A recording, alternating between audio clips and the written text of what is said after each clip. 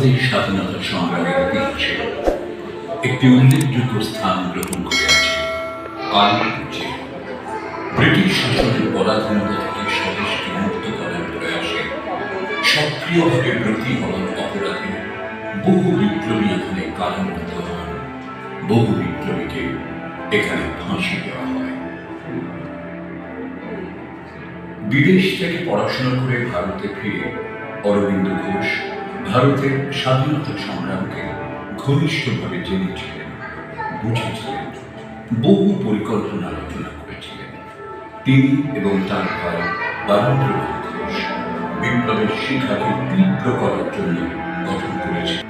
যুবকেরা এখানে শরীর চর্চার অনুশীলন করার জন্য আসে, কিন্তু আসল উদ্দেশ্য ছিল ব্রিটিশ সরকারের বিরুদ্ধে অভিযান চালানোর পরিকল্পনা বাস্তবায়িত করা।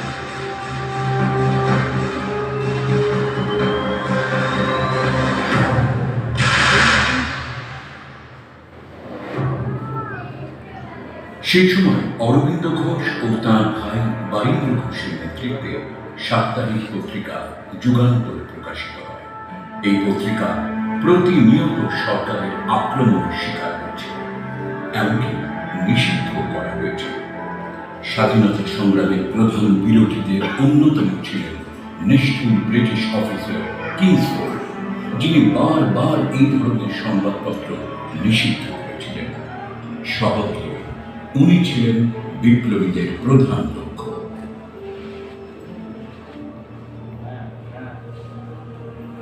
দুই বিপ্লবী ক্ষুদিরাম বোস এবং প্রফুল্ল চাকি কিংসফোর্ডকে বোমা মেরে উড়িয়ে দেওয়ার চেষ্টা করেছিলেন, কিন্তু তারা ব্যর্থ হন। ব্রিটিশের হাতে ধরা পড়ার আগেই দেশপ্রেমিক প্রফুল্ল চাকি আত্মহত্যা করেন।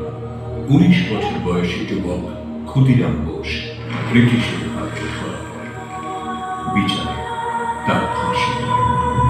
ব্রিটিশরা অভিযান চালিয়ে অনেক সক্রিয় গ্রেপ্তার করে।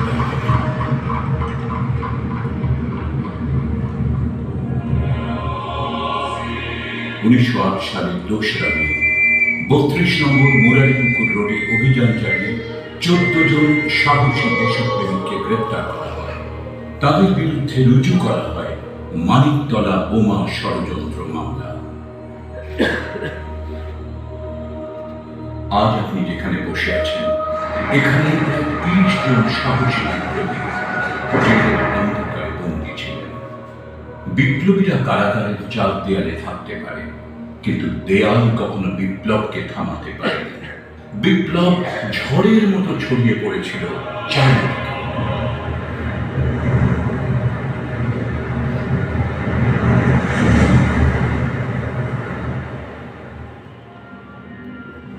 বিপ্লবীদের জেল ভাঙার পরিকল্পনা ছিল। এই উপলক্ষে কারাগারের মানচিত্র তৈরি করা হয়েছিল। 23 নম্বর ওয়ার্ডে উত্তরের প্রাচীরে একটি পাটের গুদাম এবং রান্নাঘর ছিল।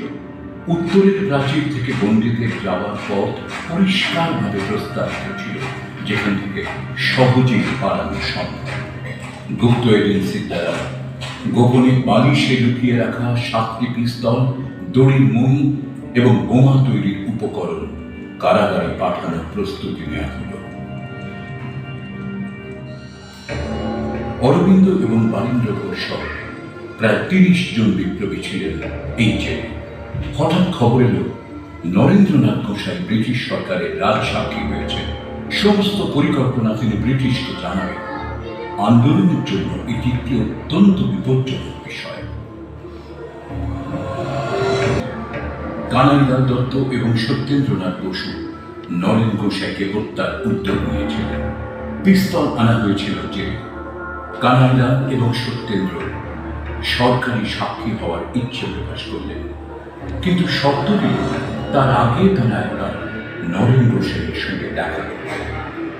1908 সালের 31 অগস্ট নরেন গোসাই তাদের সঙ্গে দেখা করতে তার শরীরে গুলির পর গুলি চালিয়ে তাকে শেষ করে দেওয়া হলো।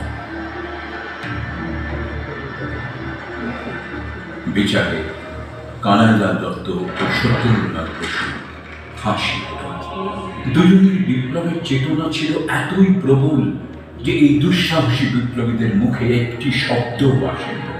তারা হাসতে হাসতে আলিঙ্গন করেছিলেন মৃত্যুকে।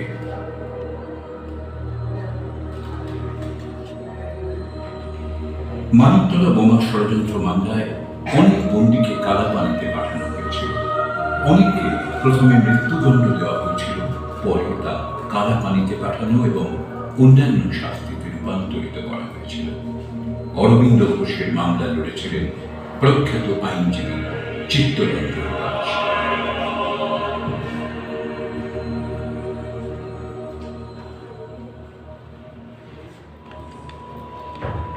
বিপ্লবের অনির্বাণ শিখাকে চিরপ্রজ্বলিত রাখাই ছিল প্রতিটি বিপ্লবীর একমাত্র কামনা। এই কামনা চরিতার্থ করতে যে কোনো শাস্তি তারা মাথা পেতে নিতে একটু পিছু হত না। সেই আত্মত্যাগের সাক্ষ্য বহন করে আছে আলিপুর জেলের প্রতিটি দেহ।